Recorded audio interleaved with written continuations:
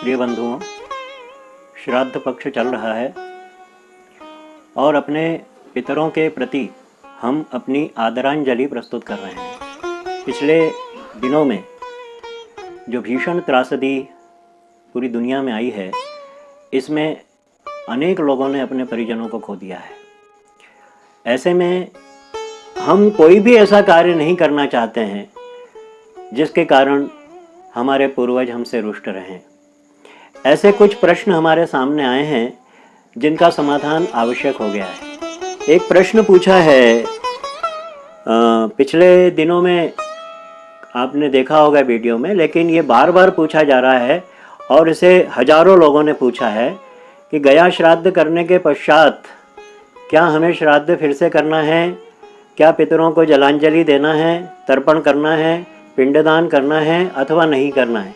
अब ये प्रश्न बड़ा अजीब है। इसके संबंध में विस्तृत चर्चा हो चुकी है, लेकिन ये चर्चा का महत्वपूर्ण विषय है। देखिए, गया श्राद्ध जो है यह महत्वपूर्ण है और गया श्राद्ध के पश्चात हमें घर पे तर्पण नहीं करना है अथवा जलांजलि नहीं देना है, ऐसा कहीं भी निषेध वाक्य प्राप्त नहीं होता है।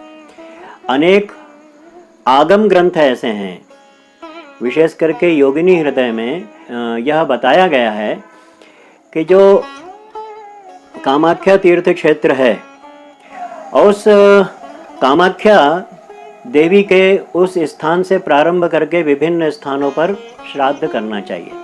लेकिन वो श्राद्ध कौन सा है, बहुत बारीकी से ध्यान दीजिएगा। वह श्राद्ध होता है आत्म श्राद्ध। आत्म के लिए पिंडदान करना, स्वयं के लिए जीवित अवस्था में अपने लिए पिंडदान करना।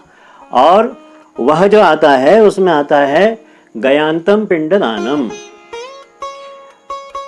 कहने का तात्पर्य कि वह जो स्वयं की मुक्ति के लिए अपने ही हाथ से अपना पिंडदान करने वाली जो स्थिति है, वो विभिन्न तीर्थ स्थानों में पिंडदान करते हुए मनुष्य को गया क्षेत्र तक आना है और गया में गयांतम, गया में जाकर के वह पूर्ण हो जाता है। गया के पश्चात के जो क्षेत्र हैं जहाँ पर तीर्थ आदि हैं, उनमें पिंडदान नहीं करना है।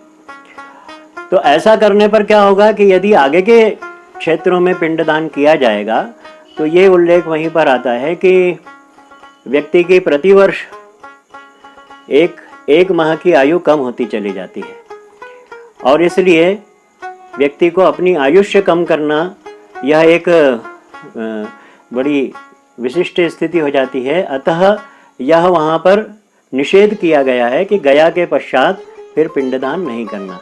इस बात को हमारे गया के विद्वानों ने इसको गयांतम पिंडदानम को अपना प्रमाण बना लिया है और गयांतम पिंडदानम ये कह करके बस गया में अंत पिंडदान हो गया, अब इसके पश्चात पिंडदान नहीं करना है, ऐसी बात पूरे लोक में विख्यात कर दी है। इससे किसी भी प्रकार के तर्पण आदि का कोई भी निषेध नहीं होता है। एक प्रश्न स्वयं आप अपने आप से पूछिए कि आपके घर में विवाह इत्यादि मांगलिक कार्य होते हैं। जब हमारे पूर्वज गया में पहुंच गए, श्राद्ध होना ही नहीं है, तो फिर श्राद्ध पक्ष में हम किसका श्राद्ध करें, पहला प्रश्न उठ गया। दूसरा, अपने यहाँ मांगलिक कार्य इत्यादि होता है, शादी विवाह है, यज्ञोपवीत आदि है, तो इसमें हम अपने देवतादि के पूजन के साथ ही अपने पितरों का आवाहन भी करते हैं। जब पितर हैं ही नहीं, गया जी पहुंच गए, तो किसका आवाहन करना चाहिए? आप स्वयं पूछिए अपने मन से और उन लोगों से पूछिए जो इस प्रकार का निषेध आपको बता रहे हैं। तो कोई भी कार्य हम बिना जाने बुझे ऐसे कार्य को करने लगते हैं जिसके दुष्परिणाम हमको भोगना होते हैं। एक बात हमेशा ध्यान रखें कि हमारे घर में प्रत्येक दिन नित्य कर्म होता है और नित्य कर्म में नित्य याग, पितृयज्ञ, यह हमारा महत्वपूर्ण कर्म है और इस कर्म को हमें करना ही है। एक बार दूसरा कर्म छूट जाए तो चलेगा, लेकिन पितरों का कर्म नहीं छूटना चाहिए। इसलिए तर्पण नित्य क्रिया है और गया श्राद्ध हो जाने के पश्चात भी हमें अपने यहाँ तर्पण करना है और श्राद्ध पक्ष में अपने पूर्वजों के लिए उनकी निर्धारित तिथि पर श्राद्ध करना है। नमस्कार।